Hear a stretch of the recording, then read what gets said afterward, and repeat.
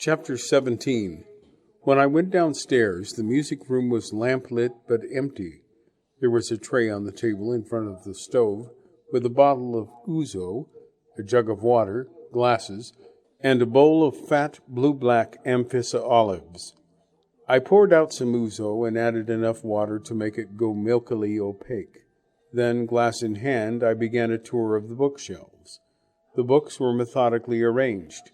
There were 2 entire sections of medical works, mostly in French, including many, they hardly seemed to go with spiritualism, on psychiatry, and another 2 of scientific books of all kinds, several shelves of philosophical works, and also a fair number of botanical and ornithological books, mostly in English and German.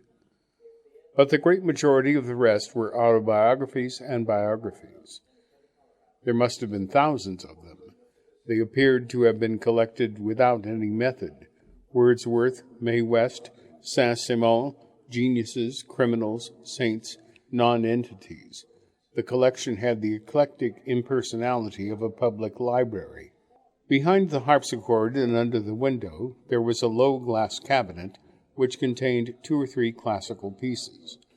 There was a Rhyton in the form of a human head, a black figure calyx on one side, a small red figure amphora on the other.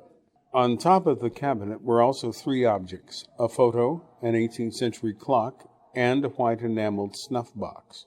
I went behind the music stool to look at the Greek pottery.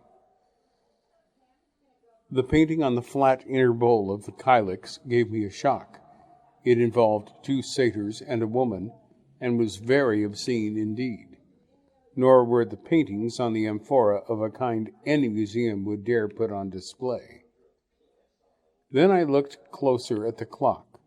It was mounted in ormolu with an enameled face. In the middle was a rosy little naked Cupid. The shaft of the one shorthand came through his loins, and the rounded tip at its end made it very clear what it was meant to be. There were no hours marked round the dial, and the whole of the right-hand half was blacked out, with the one word, sleep, in white upon it.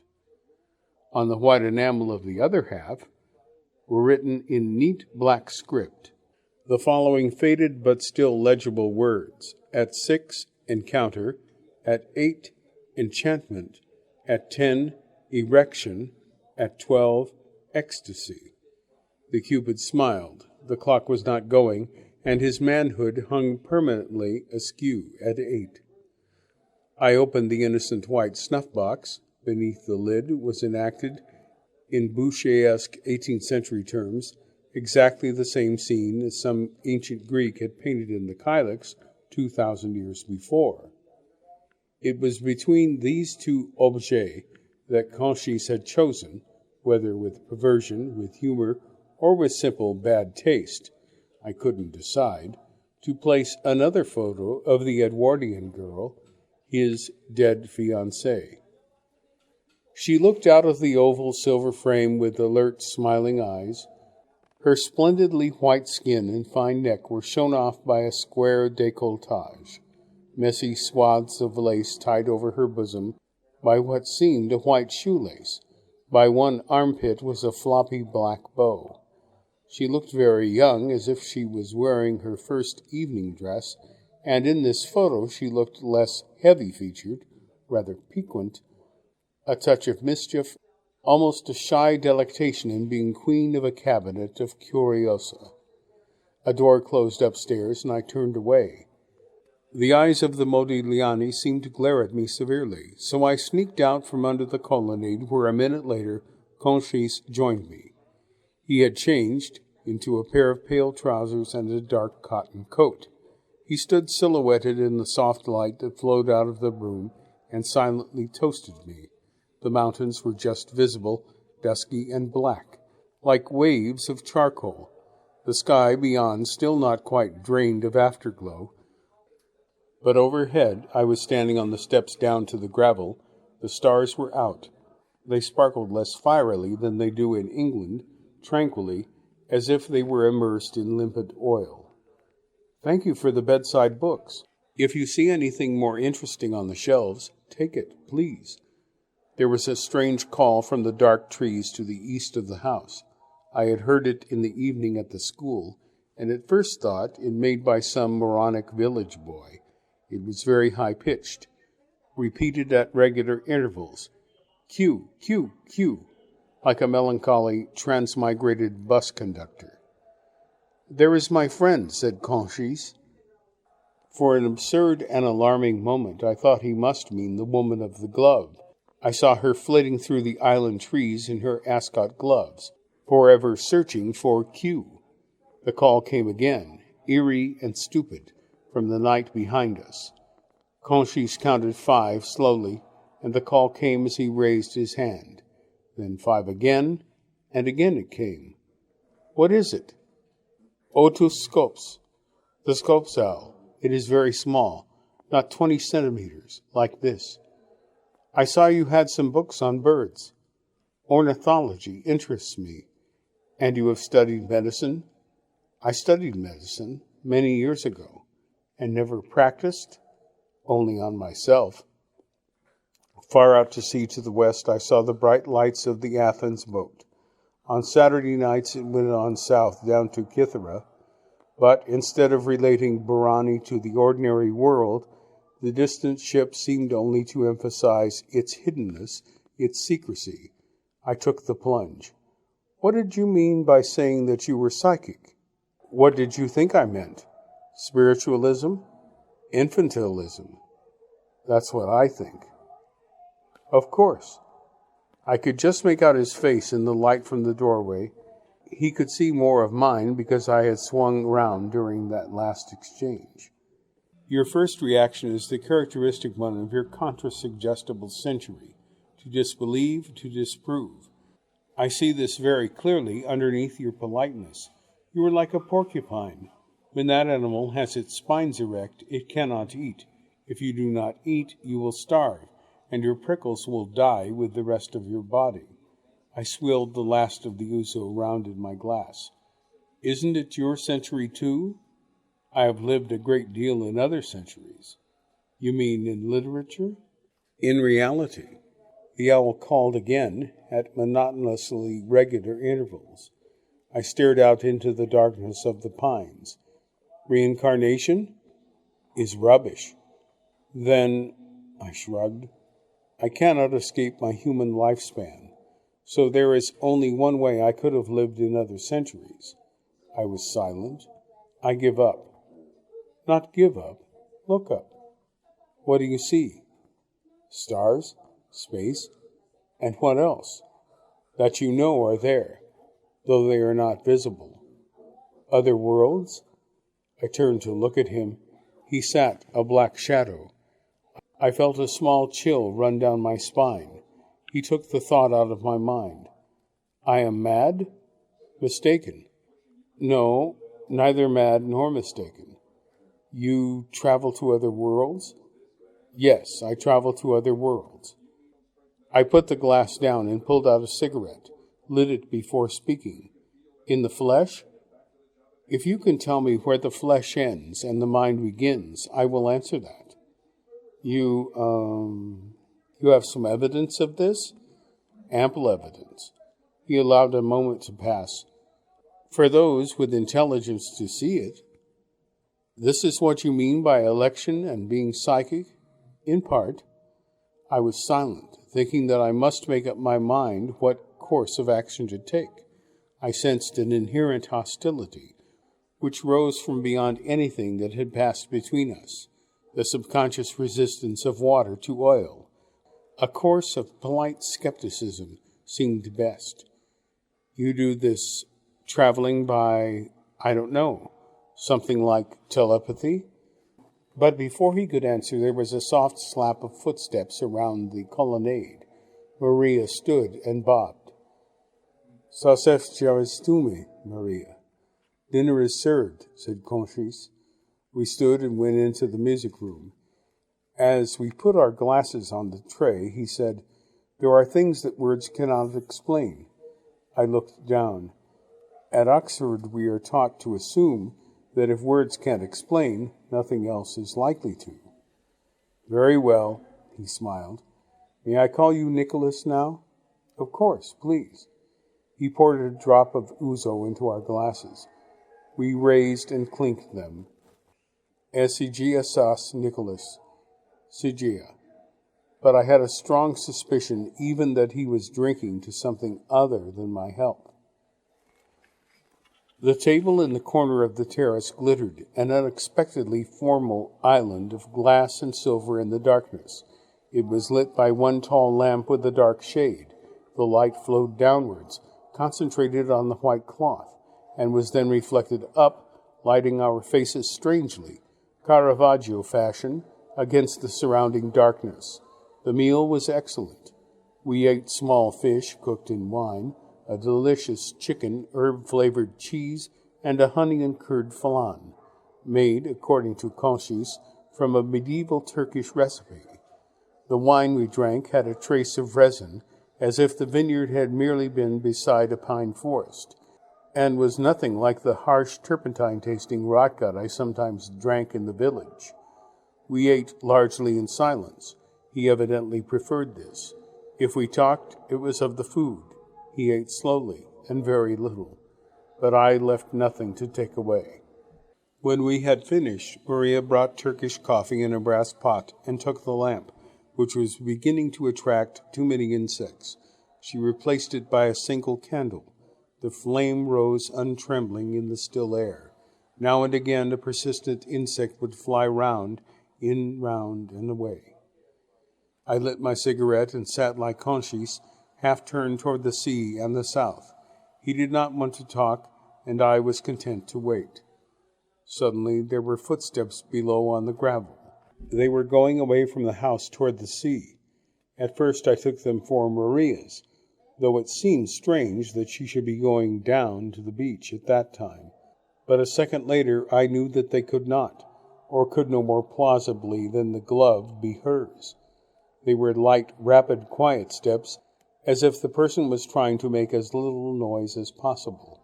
They might even have belonged to a child. I was sitting away from the parapet and could see nothing below. I glanced at Conchis. He was staring out into the darkness, as if the sound was perfectly normal. I shifted unobtrusively to crane a look over the parapet, but the steps had passed away into silence.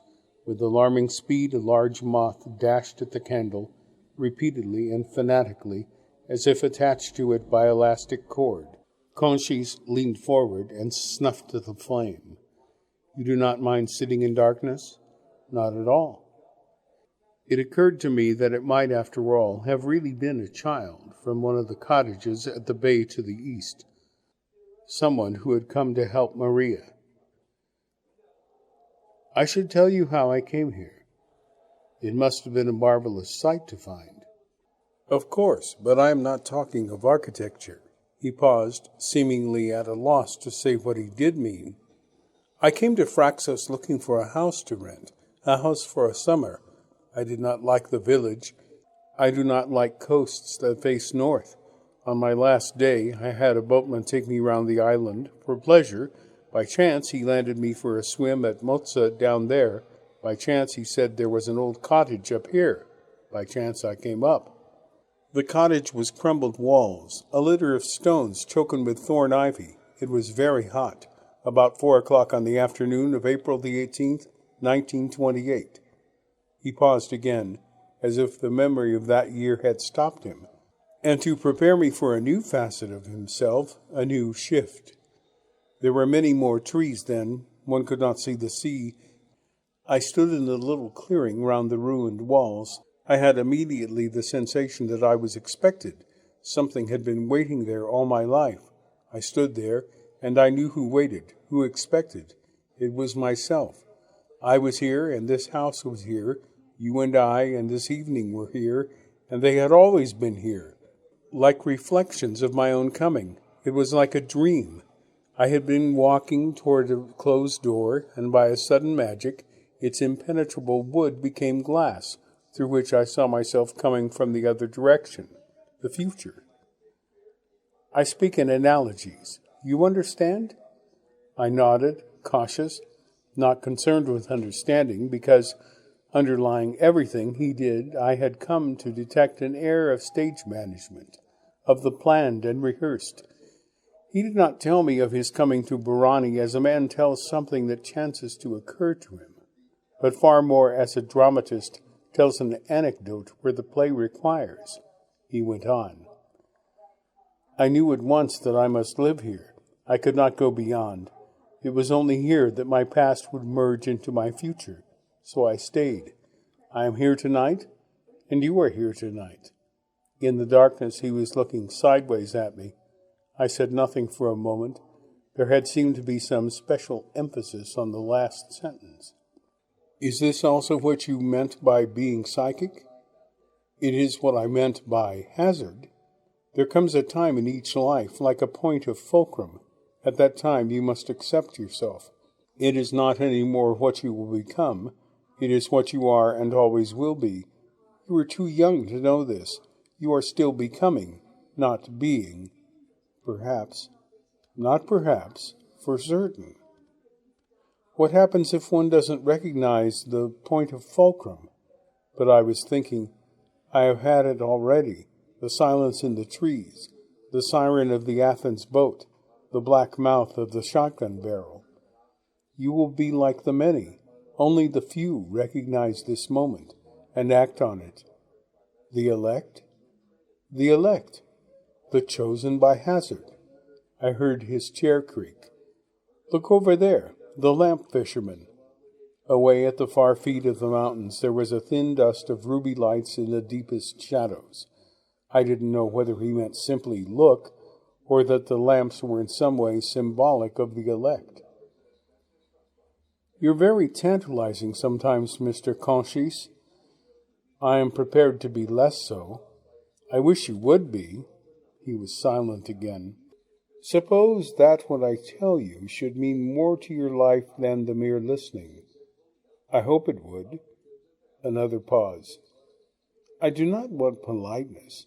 Politeness always conceals a refusal to face other kinds of reality. I am going to say something about you that may shock you. I know something about you that you do not know yourself. He paused, again as if to let me prepare myself. You too are psychic, Nicholas. You are sure you are not. I know that. Well, I'm not, really. I waited, then said, but I'd certainly like to know what makes you think I am. I have been shown. When? I prefer not to say. But you must. I don't even know what you really mean by that word.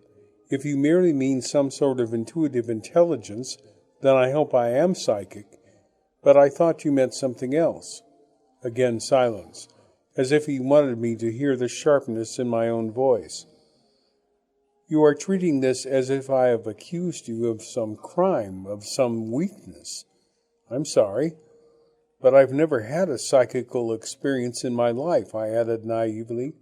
Anyway, I'm an atheist. His voice was gentle and dry.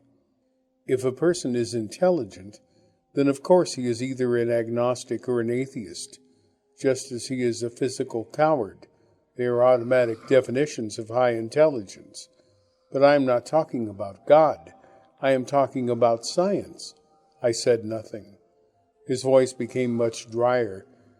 Very well, I accept that you believe that you are not psychic. You can't refuse to tell me what you promised now. I wished only to warn you. You have. Excuse me for 1 minute. He disappeared into his bedroom. I got up and went to the corner of the parapet from where I could see in 3 directions. All round the house lay the silent pine trees, dim in the starlight. Absolute peace. High and very far to the north I could just hear an aeroplane, only the 3rd or 4th I had heard at night since coming to the island. I thought of an Allison on it, moving down a gangway with a trolley of drinks. Like the ship, the faint drone accentuated, rather than diminished, the remoteness of Barani. I had an acute sense of the absence of Allison, of the probably permanent loss of her. I could imagine her beside me, her hand in mine. And she was human warmth, normality, standard to go by. I had always seen myself as potentially a sort of protector of her, and for the first time that evening at Barani, I saw that perhaps she had been, or could have been, a protector of me. A few seconds later, Conchis returned. He went to the parapet and breathed deeply. The sky and the sea and the stars, half the universe, stretched out before us. I could still just hear the aeroplane. I lit a cigarette as Allison, at such a moment, would have lit a cigarette.